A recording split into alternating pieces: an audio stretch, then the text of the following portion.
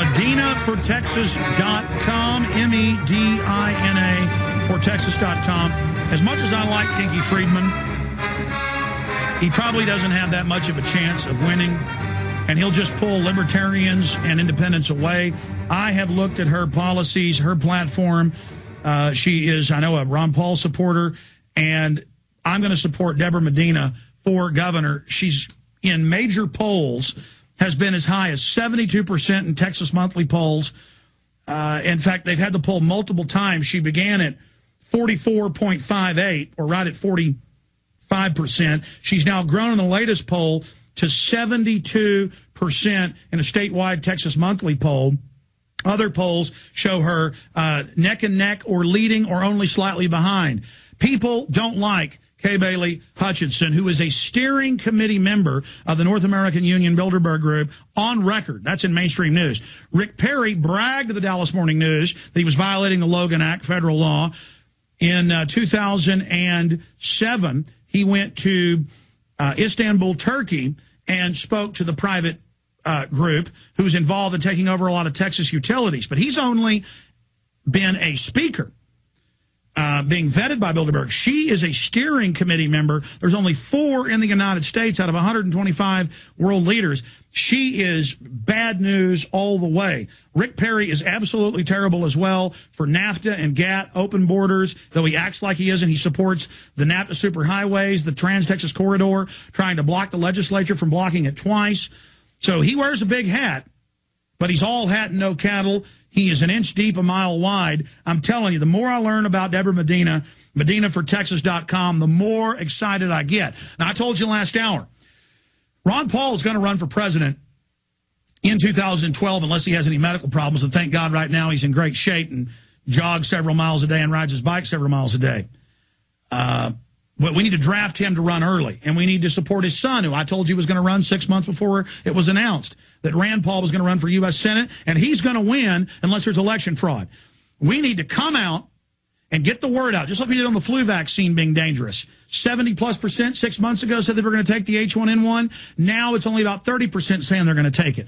Grassroots media, ear to ear, person to person, town hall to town hall, local talk radio. I want to hear everybody call into every talk radio station every day and say, Ron Paul for president, Debra Medina for Texas governor. And we can do this. People are sick of the Democrats. They're sick of the Republicans. The federal Congress only has an 11% approval rating, the lowest in history. Obama's gone from 86 down to 42 to 45, depending on the poll. He's dropping like a rock. And so are the Republicans. And that's because people realize that our republic is going to hell in a handbasket. So I am very, very excited to have Debra Medina in with us till the end of the radio show in 50 minutes. Debra, it's great to have you here with us. Thank you, Alex. I'm thrilled to be here. You know, I'm proud of the fact that my family was at San Jacinto and was at Goliad, and that the Ayers family on my mom's side raised Colonel Travis's son, and that my father's family was involved in the founding of Texas, was Mexican land grants in 1829. And I learned here that you had relatives in the fight for Texas independence. That's exciting. Not a carpetbagger like George Bush or these other people we've had down here. It's very exciting to have a real bona fide Texan. Spend some time telling us about Debra Medina. Then we're going to go over your policies. All right. I born and raised in South Texas. Daddy worked for the phone company. Mom was a stay-at-home mom. 4 kids in my family. Husband and I both went to public school in Beeville, Texas. I say that I grew up on a farm. Mama bought mayonnaise, mustard, and ketchup at the grocery store. We raised everything else we ate there on the farm, butchered chickens, butchered hogs, butchered cows, milked a cow, that kind of thing.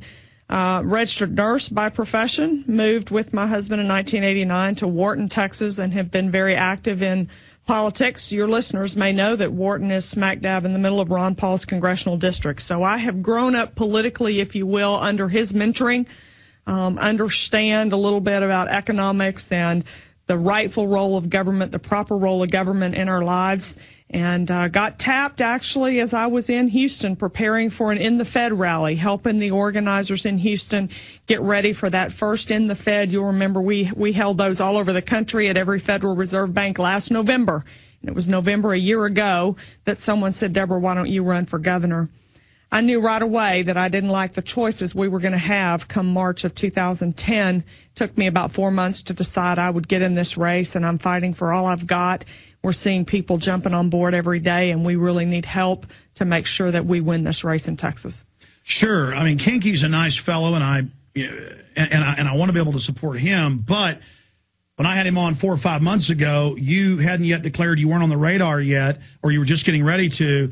And, because compared to Rick Perry and the Democrats and Kay Bailey, he's great. But I'm sorry. I think Kinky should get behind you because Ron Paul has the grassroots system.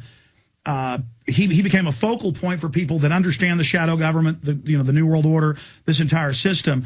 And if we get the Ron Paul / Tea Party that Rick Perry and others have been trying to co-opt behind you, the real McCoy, we can win.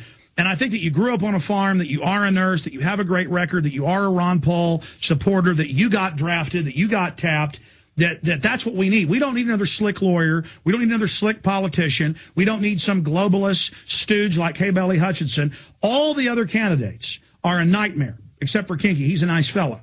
But you are the only choice. And have you been surprised by the explosive support you've been seeing? I have been. People ask me every day, well, Deborah, how are you going to win? You don't have a lot of money. And I said, no, but I got a lot of shoe leather and a lot of elbow grease. People are walking streets, pounding the pavement already today.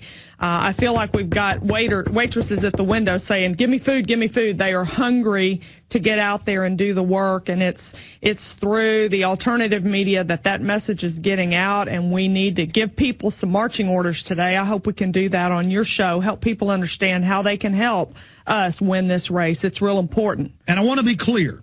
Resistance is victory. Ron Paul didn't win in 2008, but he's now all over television. They admit he's the third rail that people are shattering the left-right paradigm with, and it's going to be very hard to beat him in 2012. It's going to be very hard to defeat Ron Paul in 2012, and I'll tell you right now he's going to run. And I'm not going to say I heard that from him. I can tell you it's going to happen, unless there's a medical problem.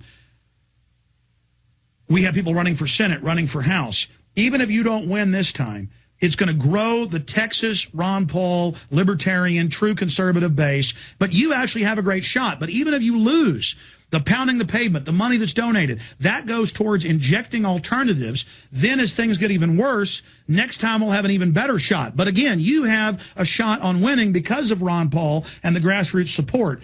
And this is so historical. Let's talk about the poll numbers and then get into marching orders and what you would do as Texas governor. You bet. I really do believe we are going to win this thing.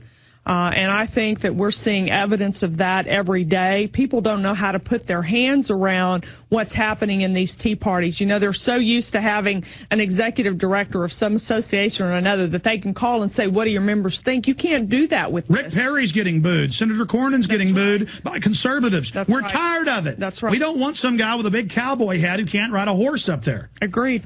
I'm sorry, go ahead. I think all of Texas knows that, but there's no one person you can call. These are, in fact, a bunch of independent Texans right where they ought to be getting behind this race, and so it's a great place to be. I think we're going to see some real difference made in Texas when we get back to a proper limited government. Tell us about these polls. I mean, as high as 70+%. I mean, that is just absolutely astounding. Well, we're waiting for some of those quote-unquote statistically valid polls, but we are seeing in these online polls great margins of victory, not a runoff in March, but a clear victory in excess of 50%, which is what we need to win. So it brings a lot of enthusiasm to the campaign and causes people, gets our name out there, ups that name ID. That's really important. I know that, a lot of folks will poo-poo these online polls, but it does raise the name ID of the candidate, makes people say, who is she? So I want to send out a thanks to everybody that is voting in these polls and helping to spread that message. Slogans. I mean, obviously you are a Ron Paul supporter who founded the Tea Parties, and it's now been taken over kind of by the Republican Party to a certain extent, but we're staying in there so they don't fully co-opt them. But slogans, I mean, somehow you've got to identify that you're the real McCoy, that these are establishment fakes, and that we want to try something new. We want to go with a Ron Paul type woman. I mean, we need you. Have you guys begun to craft some type of slogan or some type of stunt to I mean, that's what it is. That's what gets attention. To go in there and identify Kay Bailey. I mean, do you want to, here on air right now, call out Kay Bailey Hutchinson for being a Bilderberg Group steering committee member? Kay Perry, Rick Hutchinson, that's what I've been saying. You know, there's not much difference between the two. We've seen that time and time in elections. I think many of us saw that in the presidential campaign last time. We saw a lot of the same people pulling the strings. I think we've seen Obama be much more aggressive than we thought he might be, but certainly most of us recognize that it's some higher-ups and some one-worlders that are kind of dictating things. We see that in Texas, even in our leadership and our governor.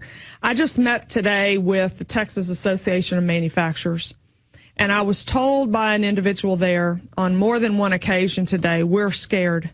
Our members are scared. I said, that's a pretty big indictment. When you are scared of your elected officials for fear of the influence and the impact that they could have on your business,